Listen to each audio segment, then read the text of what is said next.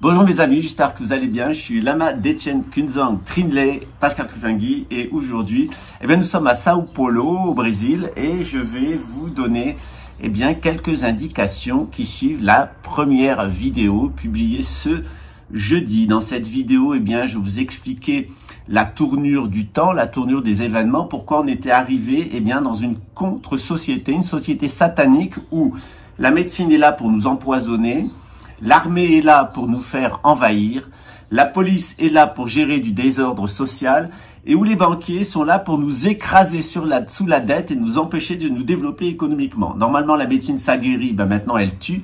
Normalement, l'armée, ça nous protège des invasions.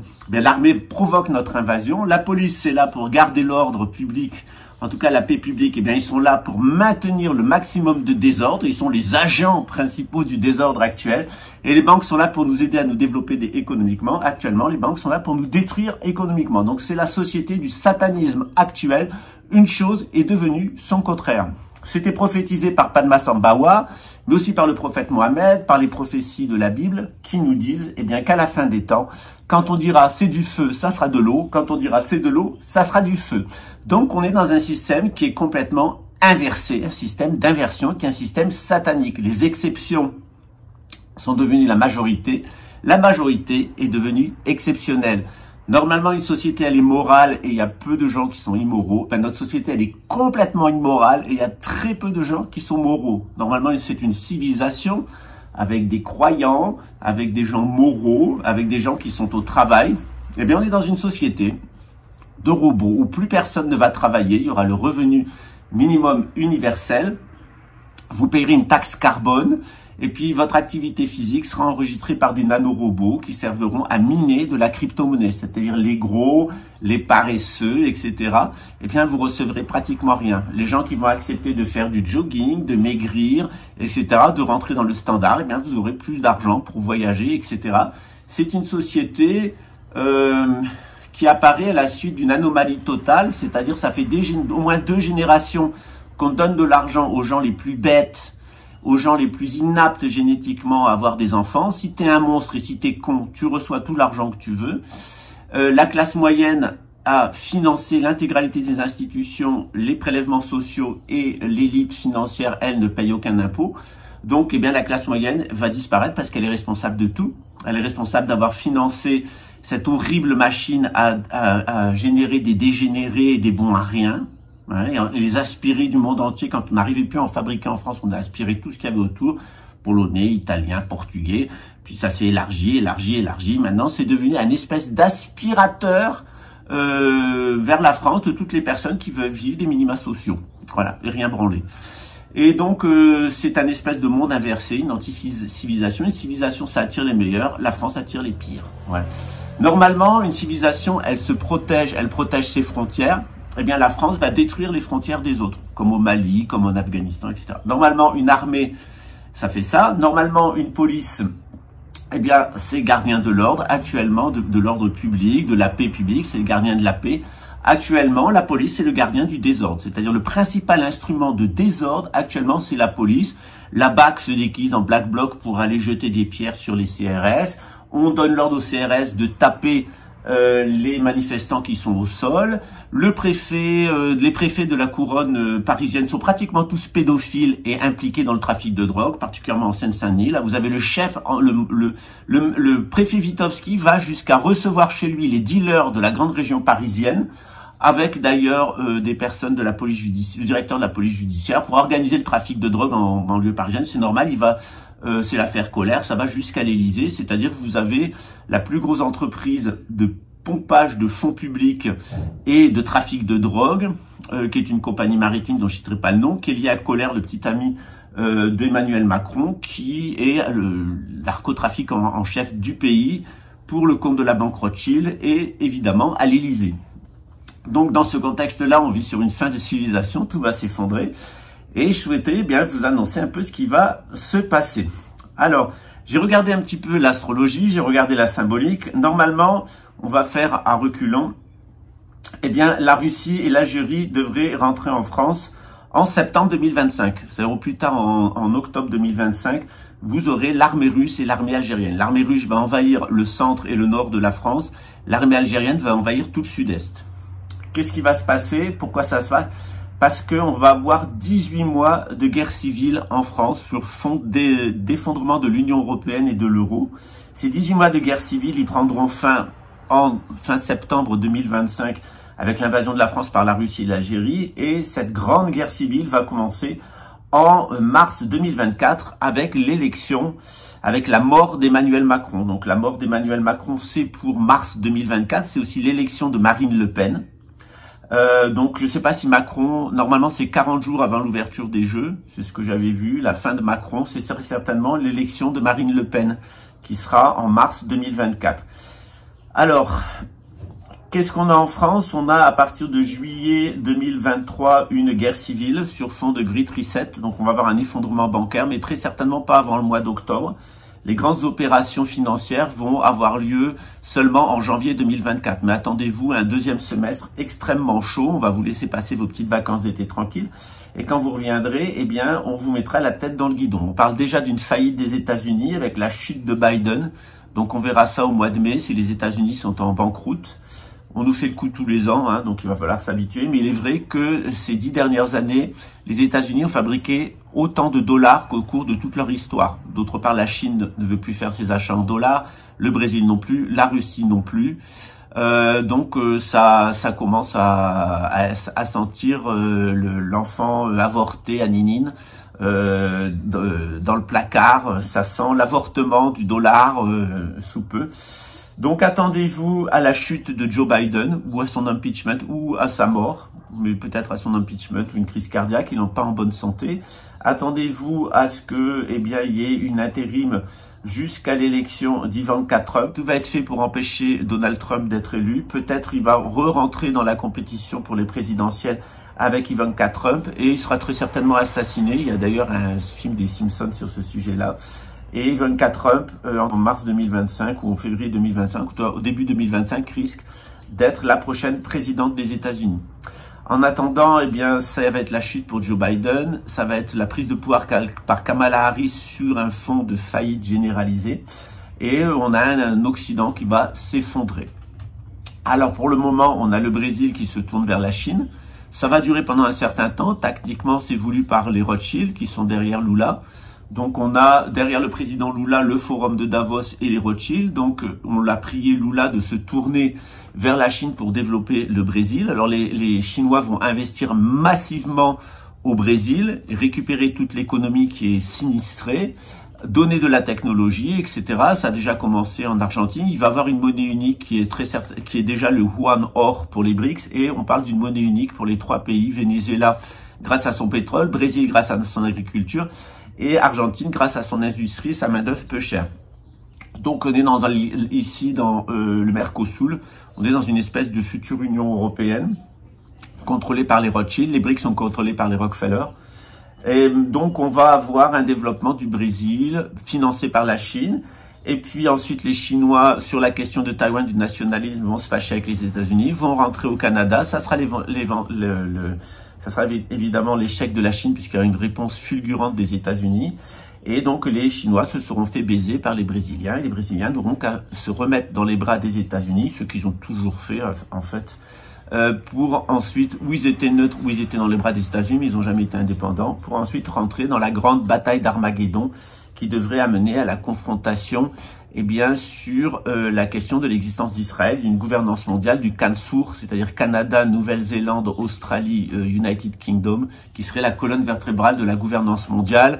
On aurait un Est avec la Chine et l'Inde qui serait gouverné par plutôt Rockefeller, et puis ce côté ici ouest qui serait plutôt gouverné par Rothschild. Voilà. Avec au centre évidemment la famille royale d'Angleterre et Harry qui sera nommé roi d'Israël. Voilà. Alors évidemment tout ça va s'écrouler. Tout ça va s'écrouler en 2028 sous la pression des peuples, avec la venue de l'imam al-Mahdi qui va venir à partir du Maghreb. Et puis ensuite, évidemment, eh bien, l'apparition du Mashiach, c'est-à-dire du Messie. La plupart des Juifs israélites auront suivi l'Antéchrist en le prenant pour le Christ. beaucoup de juifs tout de même ne le suivront pas. C'est ceux qui sont authentiquement judéens. Une grande partie des chrétiens vont le suivre parce que le Vatican le suivra. Et puis effectivement, une partie des musulmans va se laisser séduire. À la fin des temps, ça sera une révolte des peuples contre la gouvernance mondiale. Et cette révolte des peuples contre la gouvernance mondiale, elle amènera sous un fond de grandes catastrophes naturelles à l'effondrement de la gouvernance mondiale. Parce que la gouvernance mondiale ne tient que par les technologies. À partir du moment où vous avez des grands séismes, ce qu'annoncent tous les signes de l'heure, c'est un grand séisme final, un changement de l'axe de la Terre, un éventrement de l'écorce terrestre. Vous avez vu partout, la ceinture de feu du Pacifique s'est rallumée. Israël risque d'être coupé en deux par un grand séisme. Il y a eu des séismes extrêmement importants jusqu'au Mexique, 7,2 en Californie. Tout est en train de, la croûte terrestre est en train de bouger. Ils ont tellement joué avec le climat, tellement joué avec les machines sismiques que maintenant la nature, eh bien, va reprendre le contrôle. Donc, ils ont joué avec la ionosphère, etc. On sort d'une période solaire un peu bizarre. On sort d'une immobilisation du noyau terrestre et son départ dans l'autre sens. Donc, tout ce qui s'était construit dans un sens s'est immobilisé. D'où ces dernières années de paix relative, et puis va repartir dans l'autre sens, c'est-à-dire que tout ce dont vous avez l'habitude va totalement s'écrouler. Voilà. Donc dans ce contexte-là, on est toujours dans le schéma que je vous annonce depuis 2015, c'est-à-dire qu'on va vers Armageddon. Alors à l'heure actuelle, vous avez une armée française qui eh bien, a foutu le merdier partout en Afrique, a foutu partout le merdier en Afghanistan et partout où elle est intervenue. Ça fait 200 ans qu'ils se prennent la déculottée, mais ils continuent à...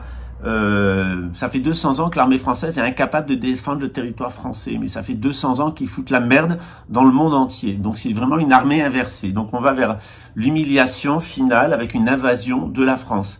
Cette invasion de la France, c'est une double invasion. Hein. C'est une invasion militaire par la Russie et par l'Algérie, et c'est une invasion migratoire. Il y a à peu près 500 millions d'Africains qui vont se développer, qui vont se déplacer pour envahir l'Europe. L'Italie va être complètement saccagée, toute une partie du littoral espagnol. Alors, pour le sud de l'Espagne, une partie de l'Espagne et le Portugal, il y aura une invasion marocaine qui va stabiliser la situation. Merci à l'armée marocaine. Le sud de la France, ça va tellement partir à la guerre civile que l'armée algérienne va intervenir pour sauver ses ressortissants. Et l'armée russe va être dans le centre de la France jusqu'à Nantes. Donc va prendre Lyon, etc., etc. Vous avez toute une carte qui est donnée dans La fin des temps par Sainte Julie Géanny. C'est une sainte bretonne. Et effectivement, tout le nord de la France, une partie de la Bretagne, etc., va être plutôt protégé et va devenir, les gens vont se prendre en main.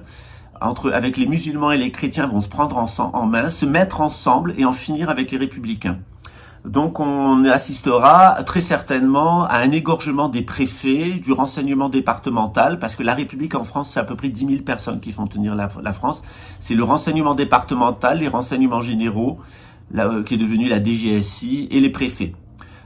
Si vous voulez détruire la France républicaine et retrouver une France de croyants, musulmans et chrétiens ensemble, il faut liquider les préfets et liquider le renseignement départemental républicain. Si vous décapitez ça et les commissaires de police, vous débarrassez des commissaires de police, des préfets, du renseignement politique départemental et des gens de la DGSI, c'est à peu près 10 000 personnes en France, la République est complètement décapitée.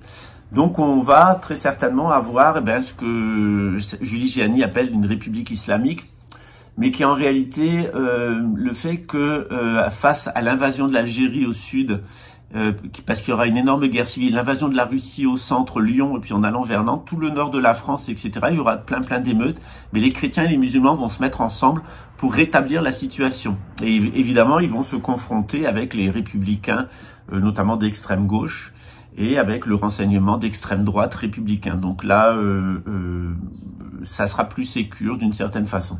Voilà.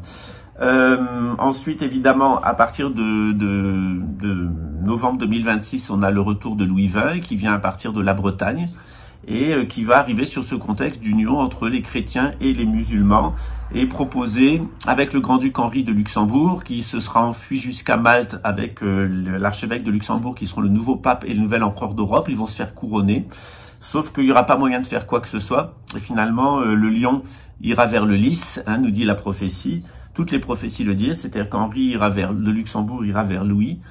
Et ensemble, ils vont essayer de récupérer toute la situation du nord de la France, de Luxembourg, pratiquement jusqu'à la Loire, de la Bretagne et une partie de l'Angleterre. Et puis évidemment, dans ce contexte-là, il va y avoir une intervention américaine, mais cette intervention américaine de reconquête va remettre un certain nombre de monarchies, va amener le départ de la Russie, l'écrasement de la Russie, la défaite de l'Algérie, qui devra retourner avec un coup de pied dans les fesses, mais le destin entre les Français et les Algériens ne s'arrêtera pas pour autant. Il va avoir une unité entre le Maghreb et l'Europe future, avec une bonne coopération entre l'imam al-Mahdi et le grand monarque. Et il faut s'attendre à une paix des braves, c'est-à-dire que les musulmans et les chrétiens se mettent ensemble pour aller à la chasse aux républicains, parce que c'est cette saloperie dont il faut se débarrasser. Moi, je suis toujours, je le constate dans ma propre vie, la République ne défend que les pédophiles. Si vous êtes pédophile, vous serez défendu par la République. Là, on a eu un hold-up en bonne et due forme organisé par Luxembourg et la DGSE avec un pédophile. Les pédophiles sont les rois du terrain pour le moment, parce que la République ne tient que sur la pédophilie. Les services de renseignement, l'armée, les banquiers, etc., Big Pharma, c'est un troupeau, la colonne vertébrale, c'est des pédophiles. Derrière ces pédophiles, il y a tout le narcotrafic légal et illégal. Il faut bien droguer les gens pour qu'ils se rendent pas compte de ce qui est en train de se passer. Et puis derrière, évidemment, ce sont ces gens-là qui font des assassinats politiques, des mises à mort, etc. Donc on est véritablement dans un système complètement satanique. Si tu es pédophile, si tu es un trafiquant de drogue et si tu es un assassin, genre Pedowski, vous pouvez être sûr que le renseignement brésilien va se coucher devant vous comme la dernière des putes qui offre son cul, avec les magistrats derrière. Et pareil à Luxembourg. Luxembourg, c'est la capitale des pédophiles, des narcotrafiquants et des assassins en uniforme. Je vous l'ai dit des centaines de fois. C'est d'ailleurs très marrant de voir comment les pédophiles, les narcotrafiquants et les assassins ont tous les droits. Julien Colbert n'est toujours pas en prison. Luxembourg n'a toujours pas dit la vérité sur le fait que c'est Thomas Gadzinski qui a assassiné mon ex. Donc les assassins sont toujours protégés. Les trafiquants de drogue, nous on a eu, moi j'étais intoxiqué gravement avec des drogues. Les gens qui sont des trafiquants de drogue, avec un policier trafiquant de drogue, avec un service secret trafiquant de drogue, avec un magistrat pédophile trafiquant de drogue, actuellement ils tiennent le Sky Bar, qui est un supermarché de la drogue. Ce qui prouve bien que si vous êtes un assassin, si vous êtes un trafiquant de drogue, et si à la tête de ça il y a un pédophile qui est lié à l'armée ou à la police, c'est jackpot. Vous pouvez faire tout ce que vous voulez, vous pouvez voler tous mes associés, vous pouvez mentir autant que vous voulez, la justice va se coucher devant vous, le renseignement va se mettre à votre service et l'État va vous sucer la bite. Au Brésil, l'État brésilien est un suceur de bite d'un pédophile, d'un narcotrafiquant et d'un assassin polonais. Donc bravo à l'État brésilien, hein. Il continue à faire le travail qu'il a toujours fait, c'est-à-dire un boulevard pour les pédophiles, un boulevard pour le narcotrafic et un boulevard pour les assassins. Voilà, Bolsonaro est parti, mais les structures de pédophilie, de trafic de drogue et d'assassinat politique, notamment d'assassinat judiciaire, ils sont toujours là. Ça changera pas. De toute façon, personnellement, j'ai toujours pensé que Lula avait bien du courage, mais que le Brésil était irréformable. Pourquoi? Parce que qui tient les marionnettes d'ici, c'est le forum de Davos. Et demander au forum de Davos de ne pas utiliser la pédophilie, le trafic de drogue et les guerres et les assassinats politiques pour se maintenir, il faut quand même être un petit peu naïf. Voilà. Donc, à l'heure actuelle, méfiez-vous des gens qui sont sur TikTok, les babelouettes décodides, etc., et les tuttinetti, parce que ces gens-là sont promus par les grandes plateformes à la demande du renseignement français pour vous inciter à la guerre civile. Ce qu'ils veulent, c'est une guerre civile. Tout va être fait pour avoir une guerre civile. Pourquoi? Parce que si vous gardez vos institutions, si vous êtes sage et si vous restez dans un débat démocratique, eh bien vous allez trouver une solution sage. Or, ce qu'ils veulent, c'est vous imposer une gouvernance mondiale. Et ils pourront vous imposer une gouvernance mondiale, une invasion russe, une invasion algérienne, et après une déferlante nord-américaine, que si vous faites une guerre civile. Voilà. C'est pour ça, moi, depuis des années, je vous dis, la guerre civile, il fallait le faire avant. Maintenant, c'est trop tard. Il faut surtout pas y participer. De toute façon, il va y avoir une guerre civile. Laissez tout s'effondrer. Tout va s'effondrer, mais n'y participez pas. Mettez-vous tranquille à la campagne, en situation de sécurité, et laissez absolument tout s'effondrer. De toute façon, que ça soit le système avec ses pédophiles, ses narcotrafiquants et ses assassins et ses pyramides de Ponzi, vous avez exactement la même chose chez les conspirationnistes et les gens qui veulent aller à la révolution. Ce sont des pédophiles, ce sont des narcotrafiquants, ce sont des assassins, ce sont des vendeurs de pyramides de Ponzi. Donc, Que ça soit le système ou l'anti-système, mouton blanc ou mouton noir, c'est exactement la même chose. La seule chose que vous pouvez faire, c'est effectivement vous mettre en retrait dans la meilleure situation, la plus confortable possible et laisser absolument tout s'effondrer. De toute façon, pour la France, on sera tranquille qu'en 2026, en novembre 2026 avec le retour du roi. Et au niveau mondial, on sera tranquille qu'à Pâques 2028 avec la mort de l'antéchrist et du faux prophète, donc Elon Musk et Harry Windsor. Ça, c'est pour Pâques 2028. Avant Pâques 2028, il se passera absolument rien de positif. Ça va être que des guerres civiles et que des guerres. Et dans ce contexte-là, ne participez pas à la guerre et ne participez pas à la guerre civile. Mettez-vous en retrait, laissez les pédophiles, les narcotrafiquants et les assassins de service gérer la situation. On est à la fin des temps. Il est normal que ça soit les titans, il est normal que ça soit les assassins, les pédosquis, les Tuticelli, les Armondinelli et toute cette racaille qui va être dans sa superbe, parce que c'est comme ça, c'est les agents du désordre. Regardez, on a eu la Première Guerre mondiale. On l'a eu, à cause de ce qui s'est passé chez les Tuticelli. Après tout, l'assassinat avec la Serbie, c'est dans le secteur de l'Italie, c'est les Édomites. La Deuxième Guerre mondiale, c'est les Polacs, c'est encore des Édomites. Et la Troisième Guerre mondiale, vous allez voir qu'il va y avoir un méga problème autour, toujours pareil, des Édomites. Et en réalité, c'est autour des Cananéens. Il y a les 2/3 de l'humanité qui a été polluée par du sang cananéen.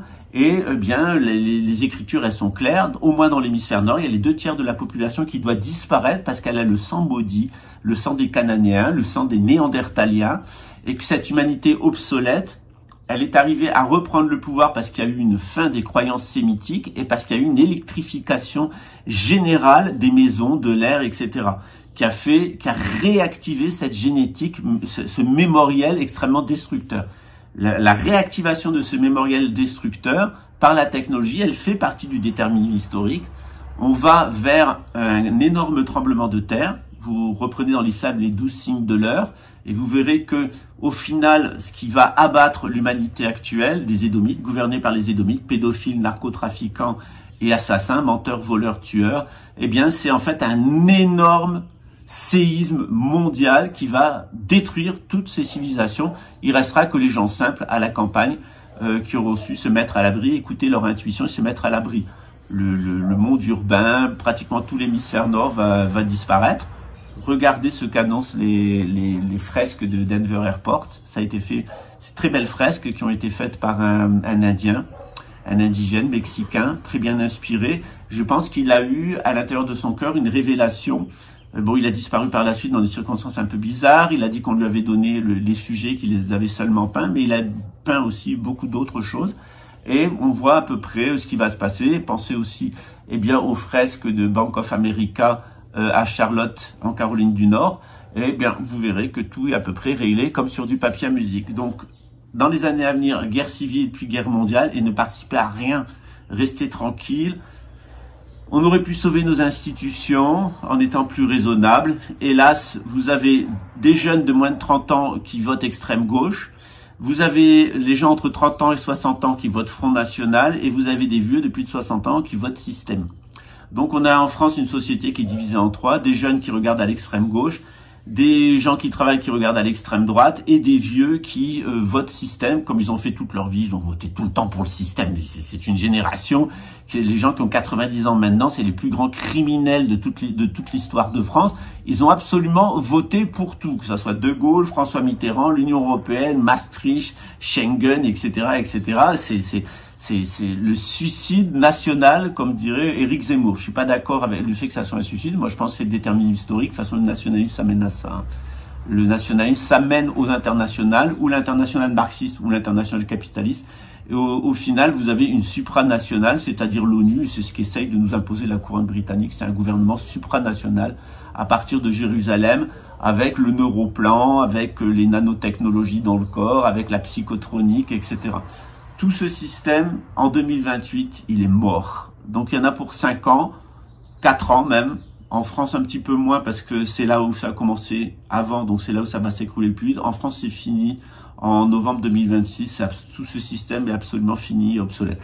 Mais en attendant, vous allez avoir eh bien, la victoire apparente des pédophiles, des narcotrafiquants et des assassins. Regardez, en France, vous avez au pouvoir un pédophile, un narcotrafiquant et un assassin, puisqu'après tout, toutes les décisions qu'il a prises, que ce soit la guerre en Ukraine ou le Mali, etc., ça a provoqué la mort de milliers de personnes. Pour quel résultat? Maintenant, c'est les Russes qui sont au Mali, et maintenant, c'est les Russes qui sont en Ukraine. C'était bien la peine de dépenser autant d'argent et de faire tuer autant de personnes pour finalement en arriver à ce que voulait le déterminisme historique, c'est-à-dire que l'Ukraine et que le Mali soient sous contrôle provisoire de la Russie. Donc pour l'instant, eh bien, on est sous le contrôle provisoire des pédophiles, des narcotrafiquants et des assassins. Ça va durer qu'un temps. Voilà. À bientôt. Ciao. S'agit-il des prophéties? Elles prendront fin. Des langues, elles cesseront. De la science, elle aura son terme. Car nous ne connaissons qu'en partie, et nous ne prophétisons qu'en partie. Or, quand sera venu ce qui est parfait, ce qui est partiel prendra fin. Lorsque j'étais enfant, je parlais comme un enfant, je pensais comme un enfant, je raisonnais comme un enfant. Lorsque je suis devenu homme, j'ai laissé là ce qui était de l'enfant. Maintenant nous voyons dans un miroir, d'une manière obscure, mais alors nous verrons face à face. Aujourd'hui je connais en partie, mais alors je connaîtrai comme je suis connu.